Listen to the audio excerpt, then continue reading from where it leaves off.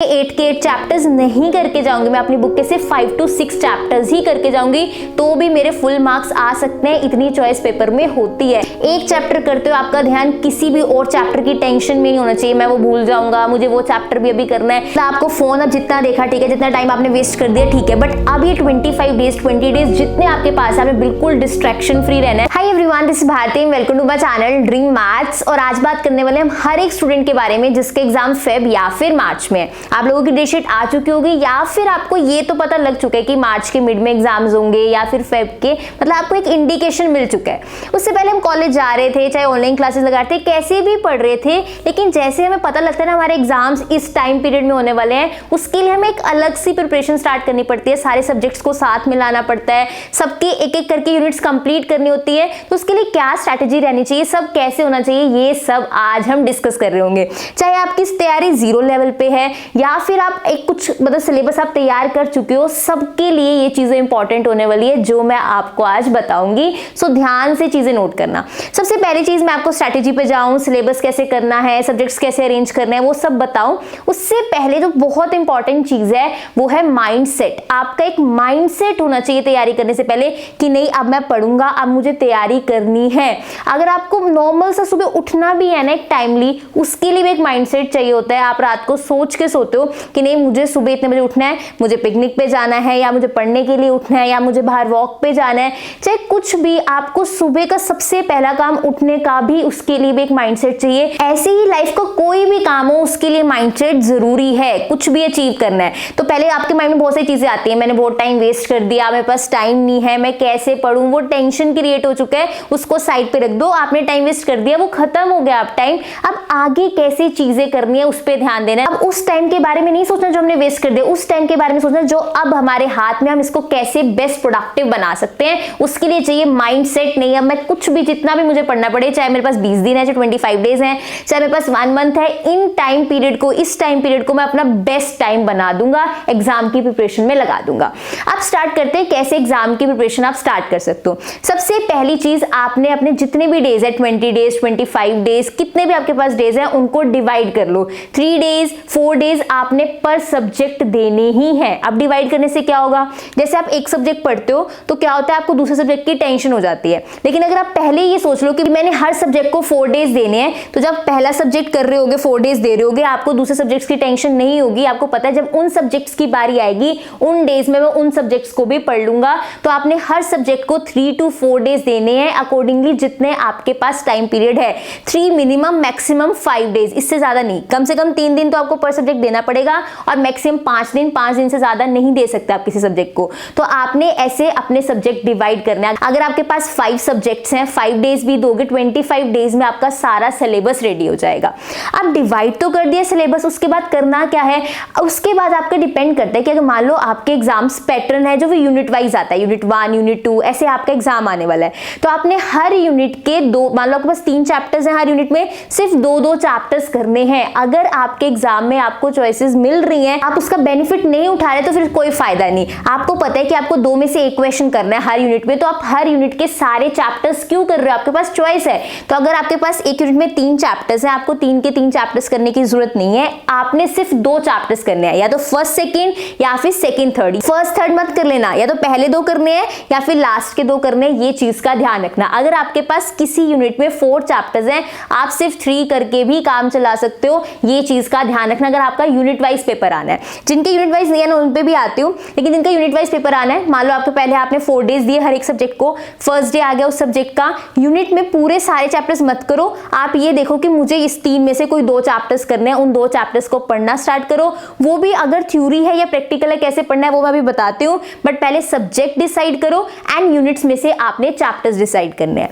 अब जिनके 8 में से 5 क्वेश्चंस करने होते हैं, पूरे पेपर में 8 क्वेश्चंस दिए हुए हैं और आपको सिर्फ 5 करने हैं, तो आपने पूरे सिलेबस में से अपने चैप्टर्स डिसाइड करने हैं। मतलब पूरे सिलेबस में 8 चैप्टर्स है, मेरे पास एक सब्जेक्ट है मैथ्स, उसमें 8 चैप्टर्स है, लेकिन मुझे पता है पेपर में जाके तो मुझे सिर्फ 5 क्वेश्चंस करने हैं, तो मैं अपनी बुक के 8 चैप्टर्स नहीं करके जाऊंगी, मैं अपनी बुक के सिर्फ 5 to 6 चैप्टर्स ही करके जाऊंगी, तो भी मेरे फुल मार्क्स आ सकते हैं। इतनी चॉइस पेपर में होती है। थोड़ा स्मार्टली पेपर की तैयारी करो, इतना टफ नहीं है। कॉलेज में एग्जाम्स में मार्क्स लेना इजी है एज कंपेयर टू स्कूल, इतनी चॉइसेस आपको मिलती है। आप जब 8 में से 5 चैप्टर चूज करोगे होंगे वो आप अपने टीचर से पूछ सकते हो, या फिर अगर आपके पास प्रीवियस ईयर क्वेश्चन पेपर्स हैं उनको देख के भी आप ये जज कर सकते हो कि कौन से चैप्टर्स में से सबसे ज्यादा आता है। उन चैप्टर्स को पहले तैयार कर लो। मैंने एक लिंक शेयर किया था टेलीग्राम चैनल पे जिसमें कई यूनिवर्सिटीज के प्रीवियस ईयर पेपर्स थे, वो भी आप चेक कर सकते हो अगर अभी तक आपके पास प्रीवियस ईयर क्वेश्चन पेपर नहीं है। आपके पास होने चाहिए, इंपॉर्टेंट रोल प्ले करते हैं।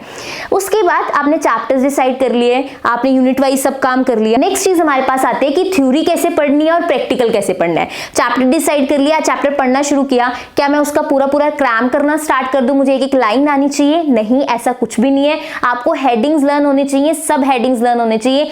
अंदर का कंटेंट आपको सिर्फ रीड करना है कि आपको आप पेपर में अपनी लैंग्वेज में लिख पाओ। चाहे तो आप सिर्फ उनके हेडिंग्स और सब हेडिंग्स के नोट्स भी बना सकते हो ताकि आप फटाफट से रिवाइज कर सको। जैसे आपने एक चैप्टर कंप्लीट किया, उसकी हेडिंग सब हेडिंग्स रिवाइज की, लिखने से एक बार माइंड में चीजें बैठ जाती हैं, बट ये ऐसा सबके साथ नहीं होता। कुछ स्टूडेंट्स को लिख के अच्छे से लर्न होता है, कईयों को वैसे भी लर्न हो जाती हैं चीजें। बट अगर आप जैसे नोट्स बना लोगे, आपने एक चैप्टर कंप्लीट कर दिया, चैप्टर कंप्लीट करने के बाद सेकंड चैप्टर पे जाने से पहले जो आपने वो नोट्स बनाए सिर्फ हेडिंग्स एंड सब हेडिंग्स के, उनको रिवाइज कर सकते हो कि वो आपके माइंड में चीजें बैठ जाए। थ्योरी सब्जेक्ट्स आप ऐसे पढ़ सकते हो, पूरा क्रैम नहीं करना, क्वेश्चन की अंडरस्टैंडिंग होनी चाहिए और की पॉइंट्स जो उसमें जो आपके डार्क हेडिंग सब हेडिंग्स लिखी होती हैं वो आपको आनी चाहिए। इससे ज्यादा कुछ क्रैम नहीं करना उसमें चीजें। अगर प्रैक्टिकल है, मान लो मैथ्स हो गया आपके पास, अकाउंट्स हो गया, न्यूमेरिकल मेथड, स्टैट्स, इनके आपको जितने भी सिलेबस में टर्म्स लिखी हैं वो आपको फाइंड आउट करनी आनी चाहिए। जैसे मीन निकालना आना चाहिए, मैट्रिक्स एडिशन आनी चाहिए, न्यूमेरिकल मेथड का कोई मेथड, आइलर्स मेथड, उसकी सॉल्विंग आपको आनी चाहिए। ये नहीं आप एक ही मेथड के 10-10, 15-15 क्वेश्चन सॉल्व करो, नहीं, आपने 2 to 3 क्वेश्चंस अच्छे से समझ लिए, आपने चैनल से वो मेथड देखा, उसको समझा, अपनी बुक से 2 to 3 क्वेश्चंस उसके कर लिए, वो इनफ है अगर आपको अच्छे से वो चीज समझ आ चुकी है। उसके बाद चाहे थ्योरी हो चाहे प्रैक्टिकल हो, आपने बुक से एक बार वो चैप्टर रेडी कर लिया, उसके बाद आपने प्रीवियस ईयर क्वेश्चन पेपर जाके जरूर देखना है कि वहां जो पेपर लास्ट ईयर आए हुए हैं उनके क्वेश्चंस आपसे सॉल्व हो रहे हैं, या जो थ्योरी के क्वेश्चंस हैं उनके आंसर्स आप दे पा रहे हो कि नहीं दे पा रहे हो। ये चीजें आपने प्रीवियस ईयर क्वेश्चन पेपर से चेक करनी है। तो सबसे पहली चीज माइंडसेट, फिर उसके बाद सिलेबस, सब्जेक्ट, ये ध्यान रखना है। हर सब्जेक्ट को डिवाइड करना है कि 3 to 4 डेज, मिनिमम आपने 3 डेज तो हर सब्जेक्ट को देने ही है, मैक्सिमम आप 5 डेज दे सकते हो। पढ़ना कैसे है, कोई चीजें क्रैम नहीं करनी, सिर्फ चीजें समझनी है। पढ़ते हुए बहुत बार माइंड में आएगा जब आप सेकंड चैप्टर पे जाओगे कि फर्स्ट चैप्टर में भूल जाऊंगा, थर्ड चैप्टर पे जाओगे मैं फर्स्ट सेकंड भूल जाऊंगा। नहीं, कुछ नहीं भूलोगे। जिस टाइम जो चैप्टर आप कर रहे हो बस वही चैप्टर आपके सिलेबस में है, और कुछ आपका कोई सब्जेक्ट सिलेबस में नहीं है, कोई और चैप्टर सिलेबस में नहीं है। एक चैप्टर करते हो आपका ध्यान किसी भी और चैप्टर की टेंशन में नहीं होना चाहिए, मैं वो भूल जाऊंगा, मुझे वो चैप्टर भी अभी करना है। नहीं, कुछ भूलोगे। अभी तक आपने 12th तक क्लियर किया है ना, कुछ नहीं भूले, बहुत अच्छे से हुआ ना। हो सकता है थोड़े मार्क्स इधर उधर क्लियर किए तभी यहाँ पर आए हो, ग्रेजुएशन कर रहे हो, तो इसलिए टेंशन मतलब मैं भूल जाऊंगा। अगर अभी तक याद रहा है आगे भी चीजें याद रहेंगी, बहुत अच्छे से एग्जाम क्लियर हो जाएगा। अब हमारे पास ऑप्शन नहीं है सोचने का कि मैं चीजें भूल जाऊंगा, कोई ऑप्शन नहीं। हम सिर्फ आज चीजें रिवाइज कर रहे हैं, अगले चैप्टर पे जा रहे हैं, थर्ड चैप्टर पे जा रहे हैं। जब पेपर के लिए हम दोबारा चीजें एक बार देखेंगे, हमें वो चीजें याद आ जाएंगी, हम रिकॉल कर लेंगे। अभी टेंशन लेके कोई फायदा नहीं है कि मैं भूल जाऊंगा, नहीं, ऐसी कोई चीजें माइंड में नहीं रखनी। एक चीज और, अगर आप लोगों की डेट शीट आ चुकी है तो आप जो भी सब्जेक्ट्स अपने डिसाइड करोगे कि पहले आपने 3 डेज देने हैं, फिर 3 डेज, फिर 3 डेज, जो सबसे पहला सब्जेक्ट है जिसको आप 3 डेज दोगे वो सब्जेक्ट होना चाहिए जो आपकी डेट शीट में लास्ट पेपर है। हमेशा तैयारी डेट शीट के अकॉर्डिंग जब भी करते हैं लास्ट पेपर से तैयारी शुरू करते हैं, फर्स्ट पेपर से नहीं।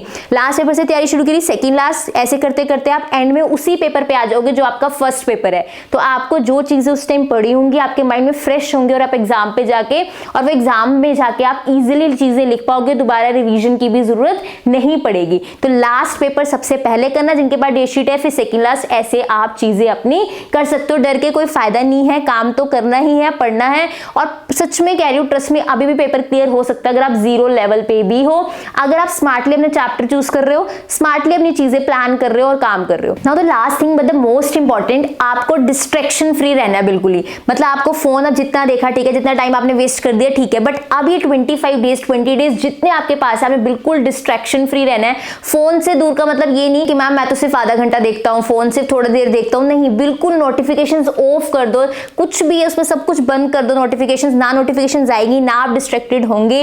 मैं भी अपने फोन में फोकस मोड ऑन रखती हूँ, उसमें कोई भी मेरे पास नोटिफिकेशन नहीं आता, इवन व्हाट्सएप का भी नोटिफिकेशन नहीं आता कुछ टाइम के लिए। जितनी देर मैं फोकस मोड ऑन रखती हूँ कोई भी नोटिफिकेशन नहीं आता, हम लेस डिस्ट्रैक्टेड होता है। तो आप भी सारे एप्स की नोटिफिकेशंस ऑफ कर दो। सेकंड चीज, आप किसी से भी बात कर रहे हो, बात करते हो सिर्फ 10 मिनट कर रहे हैं, 15 मिनट कर रहे हैं, वो आप बात करते करते फोन में आधा घंटा हो गया या फिर 1 आवर हो गया, ठीक है मैम 1 आवर तो लिया, बाकी सारा दिन तो हम पढ़ रहे हैं, बट जब 1 आवर बात करते हो उसके बाद भी आप काफी टाइम वो बातों को सोचते रहते हो और आप डिस्ट्रैक्टेड रहते हो, तो आप किसी से भी बात कर रहे हो अननेसेसरीली उसको कम कर दो, सिर्फ और सिर्फ आप एग्जाम्स की तरफ ध्यान दो। एग्जाम्स देने के बाद आपके पास टाइम ही टाइम है, जितना मर्जी आप नेट पे टाइम दो, जितना मर्जी किसी से बात करो, बट अगर आप पेपर क्लियर करना है, री नहीं लेनी, तो इन चीजों से दूर हो जाओ। सारी नोटिफिकेशंस ऑफ कर दो सारी एप्स की। सेकंड चीज, अननेसेसरी जिससे भी बातें कर रहे हो उसको बंद कर दो। अगर अब एग्जाम्स क्लियर करने हैं, री नहीं लेनी है तो।